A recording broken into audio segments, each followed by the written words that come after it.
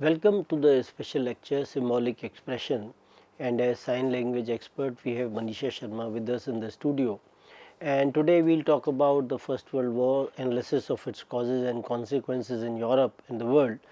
and it is part of the series which we are doing on issues in world history 1, the 20th century. In the earlier lecture regarding this particular topic, we talked about the various causes of the First World War, that how the system of secret alliances, militarism, narrow nationalism, the situation in Balkan, all of them, they created a situation where we find that it led to the war. We also talked about the role of the newspapers and the press in terms of fomenting the jingoistic tendencies among the people at that point of time. We also talked about the ambitions of the various nations, that how they wanted to secure more and more areas for themselves, and how historians, they have tried to understand the First World War, where they have tried to see that whether the secret alliance system or whether the economic imperialism by some of the nations, it led to the war. And when we talk about these kinds of interpretations, we find that these scholars, they have given importance to some or the other reasons according to their own insights and ideas.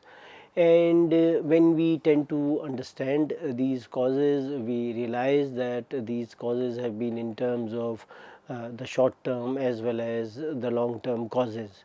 And when we see during this particular period, that how when the world war in a way ended, and how it created the kind of changes in the world as well as Europe as well. And when the world war ended, during this time we find that development of democracy took place. Three autocratic dynasties in Europe: Habsburgs in Austria-Hungary, Hohenzollerns in Germany, and Romanov in Russia, they fell, and their place was taken by the constitutional governments,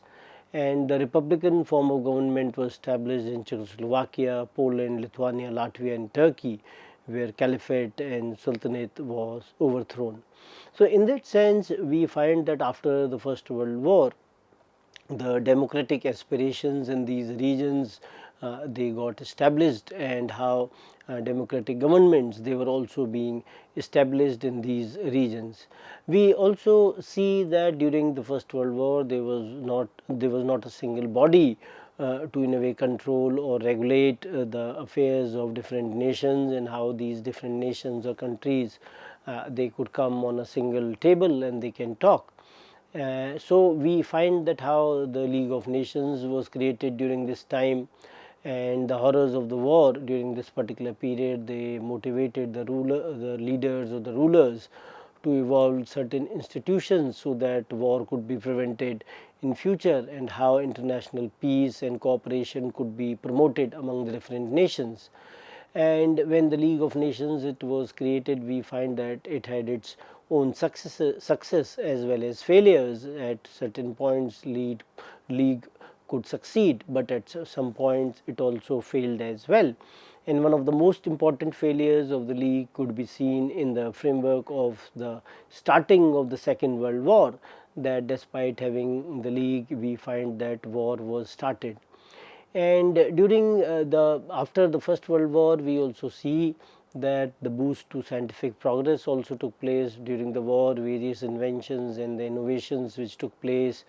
to improve the military weapons as well as the equipments, and it also boosted the scientific developments in other fields as well, where we find that new kinds of inventions and innovations also took place. And when these kinds of inventions and innovations, they were there in the agricultural and the industrial sector, we find that both these sectors, they grew as well, and it was needed at that point of time, because if we will have a more contribution of the scientific inventions in the agricultural and the industrial development, then we will find that the nations and the countries, they are also going to progress as well. We also see that when you talk about the First World War, we talk about the devastation which was caused during the war, how so many people, they lost their lives, many of them, they became invalids as well, how their limbs, they got amputated. And so this kind of a situation where so many people, those who died in the wars, and it caused the women to join factories as labor. And we find that how the women, they became regular labor force in so many factories at that point of time. So women, they got a chance to in a way work in the factories. Women, they got a chance to get involved in the production process as well. And we find that many countries of the world, women, they demanded and received the right to engage in a number of occupations and to engage in politics as well. So in this way, it has also been argued by some of the scholars that women, they were the beneficiaries, because when so many men got killed, then they became part of the production process and they joined various spheres as well. So in that sense, the development or the progress of the women folk took place during this time. When one talks about that how the people, those who participated in the war, and the way they were being killed, we find that around 6,000 people, they were killed each day. And in terms of money, when we find out that not only the loss of lives, but the loss of property as well, the Carnegie Endowment for the International Peace, they calculated war's actual cost as $338 billion at that point of time. And the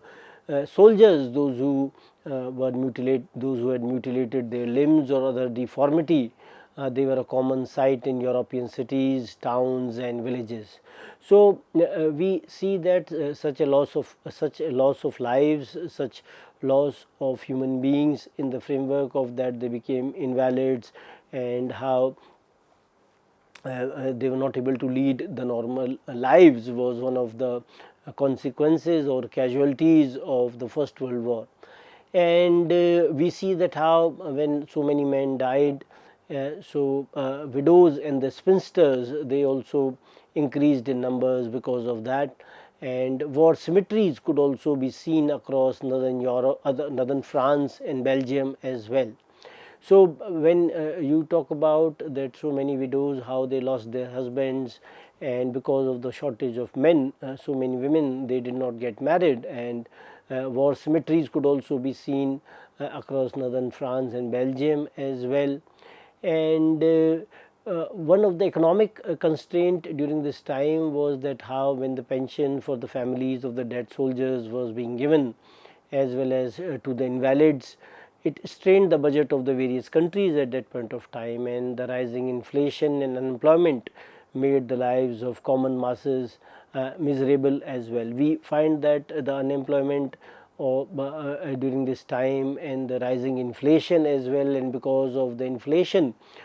we find that people, they were not able to secure their subsistence. And we also see during this particular period that in 1920s, after the war, when we had the world economic crisis, it worsened the situation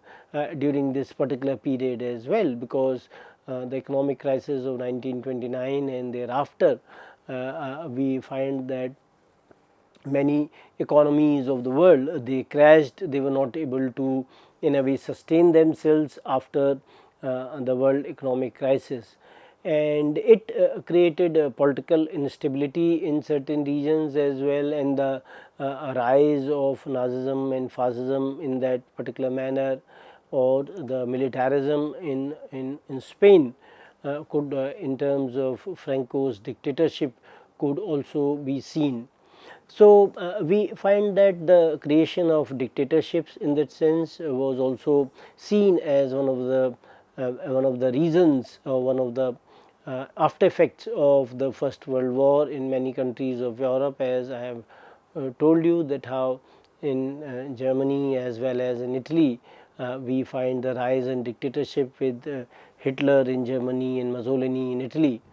and how these dictatorships they muzzled the free press, they restricted the freedom of speech and expression,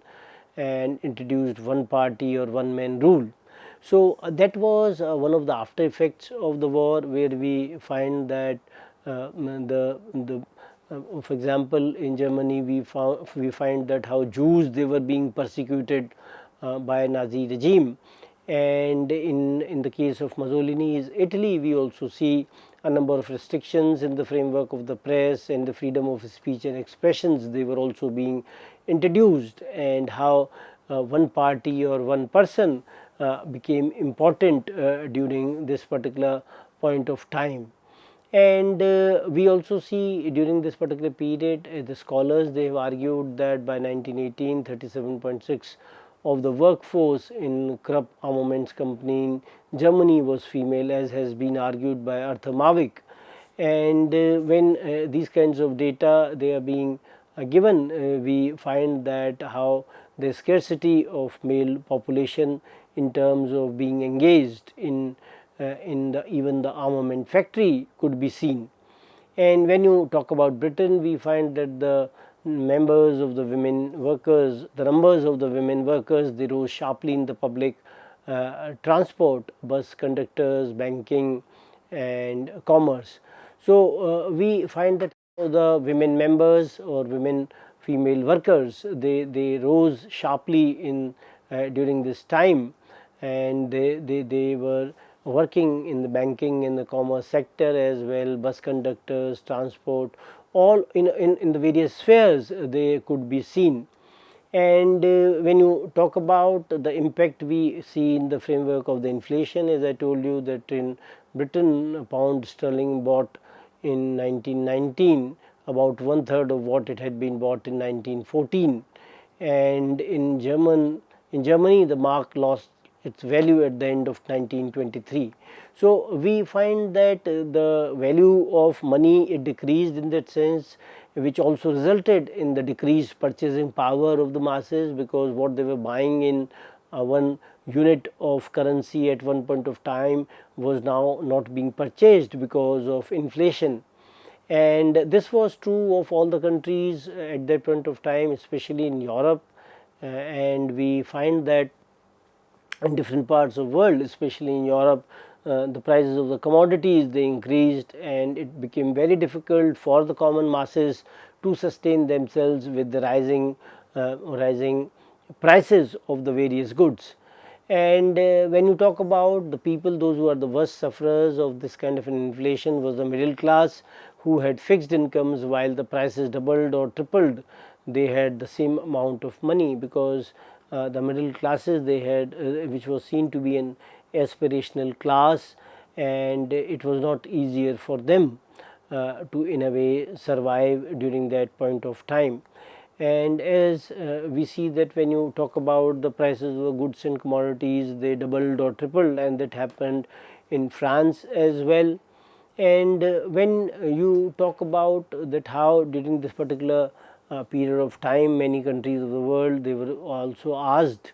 to disarm themselves, and disarmament was in a way seen to be selective, because German army, navy and air force, they became pale shadow of her former self. And Germany was feeling this kind of a heartburn when none of the right powers, they exhibited desire to disarm, even though point number 4 of the Wilson's 14 points, they mentioned all round reduction of the armaments. So we find that this kind of a selective disarmament could be seen, where some of the countries they were in a way asked to disarm themselves, and on the other hand we find that some of the nations they were not disarming themselves at all. So this kind of a discrimination could be seen during that time. And we also see that the seeds of the Second World War, they were in a way could be seen in the Treaty of Versailles, as has been argued by the scholars, that how the way Germany was being treated during this point of time, and because of such kind of a treatment, we realize that it led to the Second World War. And we also see that the Treaty of Versailles, for that matter, and subsequently the behavior of the Allies, particularly France, it destroyed all chances of the Republican regime in Germany. And how the rise of Hitler could also be seen during this time. and Hitler was able to arouse the passion of the masses, and how masses, they were also supporting Hitler, because the kind of ideas which were being advocated by Hitler, they were favorable to the masses at that point of time. And we also see the economic situation of that point of time, where we see that Germany was at such a crossroads that they had to pay so much war reparations, which and the kind of money which it did not have, and it led to a situation of bankruptcy in Germany, and how Hitler was able to mobilize that kind of support. We also see that some of the views of the scholars, in that sense, that the two world wars can be seen in terms of the infringement of the Treaty of Versailles, because it has also been in a way argued that when you talk about the Treaty of Versailles, that Germany was not following the provisions of the treaty. Over a period of time, Germany refused in that sense to pay the reparations, and at the same time the restrictions which were being imposed on Germany in the framework of maintaining the armaments and the other forces, they were also breached by Germany over a period of time. And wherever Germany was in a way asked to maintain the clauses of these treaties, they were also being rejected by Germany over a period of time. So we see that treaty was amended in 1926, and how Germany was also being taken as a member of the League. And Germany over a period of time violated a number of provisions of the Treaty of Versailles, and we see that these kind of reparations which were being asked from Germany, they were also reduced in due course of time. But these kinds of reparations also, they were also not being paid by Germany, and Germany in a way increased its military, navy and air force strength after 1935 onwards. So when you talk about the treaty or the Treaty of Versailles, we find that it had its defendants, apologists and critics, and a number of problems which were also there. Conflicting difficulties could also be seen at this point of time. But we also have to see that how the treaties of Brest-Litovsk and Bucharest, which were imposed by Germany herself on the defeated powers, and how the peacemakers in Paris, they were undoubtedly affected by their contents as well. So in a way, when we tend to understand the Treaty of Versailles, we find that how it was seen to be as some sort of a tribunal and not any kind of a conference, and Germans, they were being excluded at every stage of the treaty, whether when it was being drafted, and any kind of an objection which was being given by Germany at that point of time, it was also not being accepted, and it was in a way threatened that if Germany will not sign or accept this treaty, then some kind of a action will be taken against Germany. And after the First World War, we find that there was a change in the map of Europe. We also see after the First World War, the balance of power also changes, and the political, economic and military gravity also changes from Europe to America in that sense, because America was able to support the Allied powers, Britain, France at that point of time. And after the defeat of Germany, we find that Britain and France, they had to accede to America even after, and this situation became more evident after the Second World War, where we find that the balance of power changed completely. And as USA had financially supported Britain and France at that point of time, and so in that sense we find that the influence of USA had increased considerably, and even the influence of Japan increased during this time. And we see that how allies, they were indebted to USA largely because of the loans which were made by the Washington government, and how USA became some sort of a creditor country by giving all sorts of loans and arms and ammunitions and food to the Allied power. So, when we talk about the kind of consequences, we find that it in a way aided the principles of nationalism and self-determination, and how independent states with distinct cultures they also appeared as well. We find in Finland, Estonia, Latvia and Lithuania, they were being created out of the old Russian Empire at this point of time. And we also see that Austria-Hungary, when it got dismembered, then the independent nations of Yugoslavia and Czechoslovakia, countries like China, Turkey, Egypt and Ireland, they also felt the impact of nationalism as well. So, it in a way gave some kind of a spurt to the idea of nationalism in different nations at that point of time. And we also see that how soldiers they were fighting in different terrain at that point of time, especially the Indian soldiers. They contributed a lot during the First World War for the British forces, and how when they were fighting in these kinds of a terrain in these battles, and but this was not recognized by Britain. It got unrecognized for a very long period of time. And we see that how the material incentives, course and the training which converted the peasants into the combatants, and the encounters of the travelling Indian soldiers with other societies as well, and the contribution of the returned soldiers in the Indian society when they came back after fighting wars in these regions. So, they had a lot of awareness about that particular terrain, they had knowledge about those foreign conditions. So, how they were able to contribute to the Indian society was another important consideration at that point of time. So, when we tend to analyze the First World War in terms of its causes, we see that the various kinds of causes, they have been analyzed by the different scholars. And on the other hand, when we talk about its consequences, that how the war, it in a way led to a different kind of a situation when you compare it with the pre-war period, then we find that it changed the situation in Europe and elsewhere. And war it led to a lot of loss of lives, that so many soldiers they lost their lives during the war, and how so many of them they became invalids, as well as has been communicated earlier, that so many people their limbs they got amputated. And the loss of the property because of the various kinds of bombings, and how agriculture could not be practiced in the countries where war was being fought. So, that was another major consequence of the war, where loss of life and property took place. But we also see that despite having this kind of a war, despite having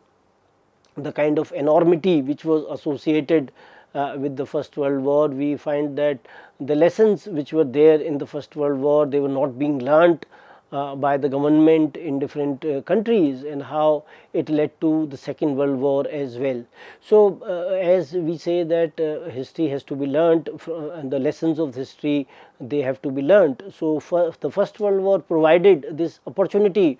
to the nations that the Second World War should not take place. But despite that, we see that the Second World War took place, and it created that kind of a situation where further the map of Europe was altered, and at the same time it also led to unprecedented death and destruction during that time. So, as students of history, one has also to see that the causes of the war as well as the consequences which in a way result